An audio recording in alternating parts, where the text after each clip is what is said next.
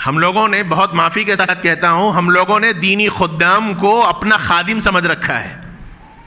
خادم ہے لوگوں کا، کام ہی کیا ہے صاحب؟ مسجدوں کا کام ہے، امامت کرنا کام ہے ان کا، مؤذنی کرنا کام ہے ان کا. تنخواہ نہیں دے رہے ہیں کیا تنخواہ دیتے ہیں آپ لوگ؟ کیا تنخواہ دیتے ہیں آپ لوگ؟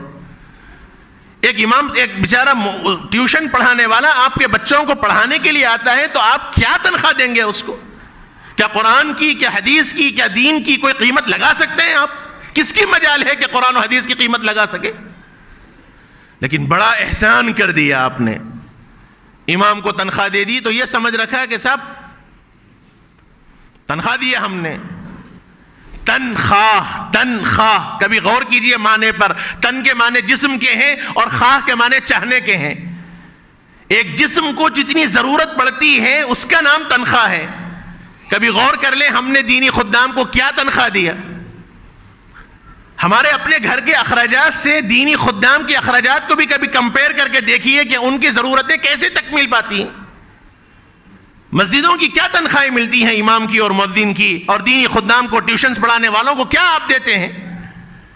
آپ کے گھر کے اخراجات کا عالم یہ ہے کہ ماہانہ 30، 35، 40 ہزار میں بھی رونا آپ کا برابر برقرار ہے، اور دینی خدام کو 8، 10 ہزار، 15 ہزار تنخواہ دے دی تو یہ سمجھتے ہیں ہم نے فرض ادا کر دیا.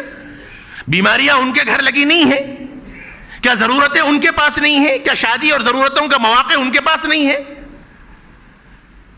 میرے بھائیوں، یہ وقت کی نزاکت ہے. یہ دینی خدام کو اپنا مقتدا بنائیے، احترام کیجیے ان کا.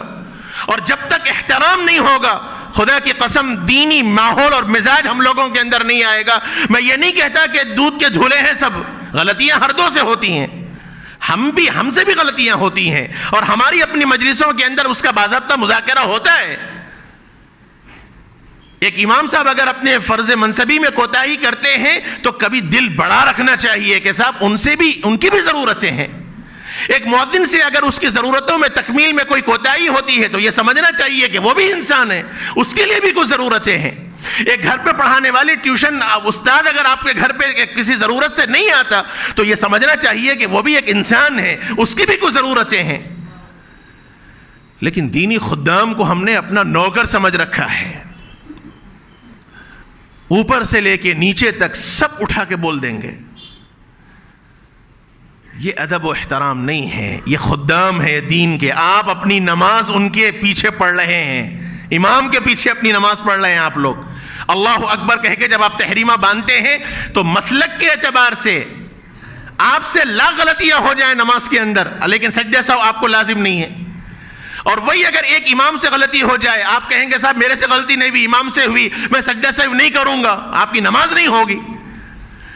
امام کو جب آپ نے اللہ اکبر کہہ کر تحریمہ باندھ دیا تو آپ نے اپنی نماز کو امام کے حوالے کر دیا. اب آپ اپنی مرضی نہیں چلا سکتے. امام رکوع کیا تو رکوع، امام سجدہ کیا تو سجدہ. یہ حال ہے امام کا. اور ہمارے پاس اماموں کا مقام و مرتبہ کیا ہے؟ مؤذن اعلان کرتا ہے، آپ کو وقت شروع ہونے کی اطلاع کرتا ہے، وہ آپ کو ندا لگاتا ہے، حی علی الصلاح، آئیے نماز کی طرف، آئیے کامیابی کی طرف. وہ آپ کو آپ کے دنیا کے جھمیلوں سے نکال کر اللہ کے گھر کی دعوت دے رہا ہے. اور ہم نے مؤذن کا کیا مقام و مرتبہ رکھا؟ ایک استاد گھر پر آپ کے بچوں کو پڑھانے آتا ہے تو وہ صرف قرآن نہیں پڑھا رہا ہے، وہ صرف دینی ماحول نہیں فراہم کر رہا ہے، بلکہ وہ آپ کے بچے کو دینی تربیت کر رہا ہے. وہ آپ کے بچوں کو مرتد ہونے سے، وہ آپ کے بچوں کو دین بیزار ہونے سے بچا رہا ہے. اور آپ نے اس کے ساتھ کیا معاملہ کیا؟ یہ تو پوچھنا ہی نہیں چاہیے تھا. آپ اپنی خوشی سے، اپنی حیثیت کے مطابق دیتے. لیکن یہ جو بھاؤ تاؤ کیا جاتا ہے ٹیوشن پڑھانے کے واسطے، کیا لیں گے صاحب، کتنا لیں گے صاحب، بہت زیادہ ہے صاحب، 4 بچے ہیں صاحب، کچھ تو کم کیجئے صاحب. مذاق بنا رکھا ہے دین کا ہم لوگوں نے. اور اس میں بھی سوچیں گے صاحب کون کم لے رہا اس کے پاس بھیجاؤ، چاہے بچے کی تجوید آئے نہ آئے، چاہے وہ ماحول آئے نہ آئے. اور استاد پڑھا کے چلا گیا تو کبھی اتنی توفیق ہم لوگوں کو نہیں ہوتی کہ بیٹھ کر تھوڑا پوچھیں کہ بیٹا آج مول صاحب نے کیا پڑھایا تم سے. ہر آدمی یہاں بیٹھا ہوا ہر آدمی اپنے دل پر ہاتھ رکھ کر سوچ لے. میرا فرض ہے، میں اپنی فرض ادا کر رہا ہوں، میں مذاکرے کے طور پر آپ سے کہہ رہا ہوں، میں کوئی تنقید نہیں کہہ رہا ہوں آپ کے اوپر، میرا فرض ہے وارث رسول ہونے کی حیثیت سے ہم میں کا ہر ساتھی اپنے دل پر ہاتھ رکھ کر یہ سوچے کہ میں اپنے بچے کی تعلیم کے واسطے اور خاص طور پر دینی تعلیم کے واسطے کتنا فکر مند ہوں، کتنا میں فکر مند ہوں۔ ایک استاذ کو اگر میں نے رکھ دیا تو کبھی میں نے پوچھا استاذ سے کہ حضرت کیا میرا بچہ پڑھ رہا ہے، میرا بچہ کتنا آگے بڑھ رہا ہے، کبھی میں نے پوچھا؟ استاذ اگر لاپرواہی کر رہا ہے تو وہ بھی انسان ہے، لاپرواہی اس سے بھی ہوتی ہے، ہمارا کام ہے ادب کے دائرے میں رہ کر ان سے بھی بات کی جائے کہ مول صاحب اتنا وقت ہو گیا بچہ آگے نہیں بڑھ رہا، کچھ خیال کیجئے۔ یہ چیزیں ہمارے پاس نہیں ہیں تو پھر ادب کہاں سے آئے گا ہماری اولادوں میں، دین کہاں سے آئے گا؟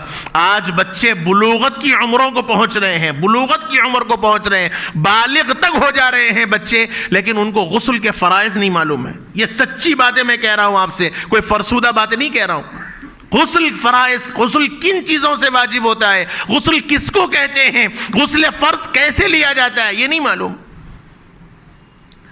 ان کو بس یہی معلوم ہے گھر میں بابا نے شاور لگا دیا، شاور کھول دیا، ٹھہر گئے، نہا لیے، ختم۔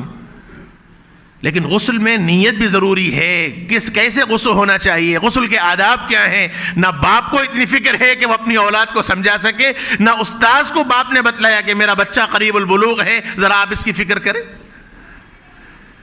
یہ ضرورت ہے میرے بھائیوں، خاص طور پر اولاد اور اولاد میں بھی لڑکیوں کی بہت تربیت کی ضرورت ہے۔ اپنے گھر میں دینی ماحول کو پیدا کرنے